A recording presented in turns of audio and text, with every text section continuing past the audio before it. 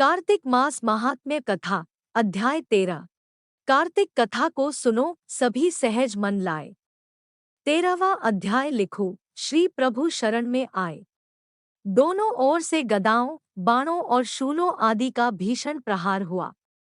दैत्यों के तीक्ष्ण प्रहारों से व्याकुल देवता इधर-उधर भागने लगे। तब देवताओं को इस प्रकार भयभीत हुआ देख गरुड़ पर चढ़े भगवान युद्ध में आगे बढ़े और उन्होंने अपना सारंग नामक धनुष उठाकर बड़े जोर का टंकार किया।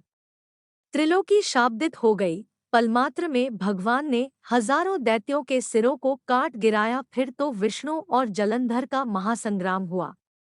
बाणों से आकाश भर गया। लोग आश्चर्य करने लगे। भगवान विष्णु ने बाणों के वेग से उस दैत्य की ध्वजा, छत्र और धनुष बाण काट डाले। इससे व्यथित हो उसने अपनी गदा उठाकर गरुड़ के मस्तक पर दे मारी।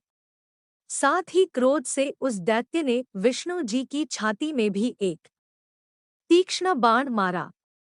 इसके उत्तर में विष्णु जी ने उसकी गदा काट दी और अपने शारंग धनुष पर बाण चढ़ाकर उसको बींधना आरंभ किया। इस पर जलंधर इन पर अपने पैने बाण बरसाने लगा। उसने विष्णु जी को कई पैने बाण मारकर वैष्णव धनुष को काट दिया। धनुष कट जाने पर भगवान ने गदा ग्रहण कर ली और शीघ्र ही जलंधर को रोट खींचकर मारी। परंतु उस अग्निवत अमोघ गदा की मार से भी वह दैत्य कुछ भी चलायमान न हुआ।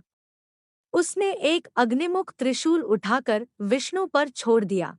विष्णु जी ने शिव के चरणों का स्मरण कर नंदन नामक त्रिशूल से उसके त्रिशूल को छेद दिया। जलंधर ने झपटकर विष्णु जी की छाती पर एक जोर का मुष्टिक मारा। उसके उत्तर में भगवान विष्णु ने भी उसकी छाती पर अपनी एक मुष्टि का प्रहार किया। फिर दोनों घुटने टेक बाहुओं और मुष्टिकों से बाहुयुद्ध करने लगे। कितनी ही देर तक भगवान उसके साथ युद्ध करते रहे। तब सर्वश्रेष्ठ मायावी भगवान उस दैत्यराज से मेघवाणी में बोले, रे रण दुर्मत दैत्य श्रेष्ठ, तू धन्य है जो इस महायुद्ध में इन बड़े बड़े आयुधों से भी भयभीत न हुआ। तेरे इस युद्ध से मैं प्रसन्न हूँ, तू जो चाहे वर मांग।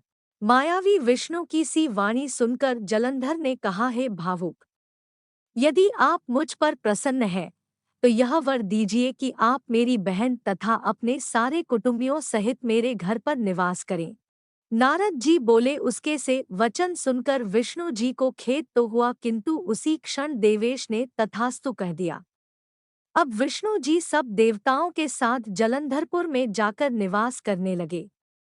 जलंधर अपनी बहन लक्ष्मी और देवताओं सहित विष्णु को वहां पाकर बड़ा प्रसन्न हुआ। फिर तो देवताओं के पास जो भी रत्नादि थे सबको ले जलंधर पृथ्वी पर आया। निशुंभ को पाताल में स्थापित कर दिया और देव, दानव, यक्ष, गंधर्व, सिद्ध, सर्प, राक्षस, मनुष्य आदि सबको अपना वंशवर्ती बना त्रिभुवन पर शासन करने लगा। उसने धर्मानुसार सुपुत्रों के समान प्रजा का पालन किया। उसके धर्मराज्य में सभी सुखी थे। Thanks for watching. Like, share, subscribe.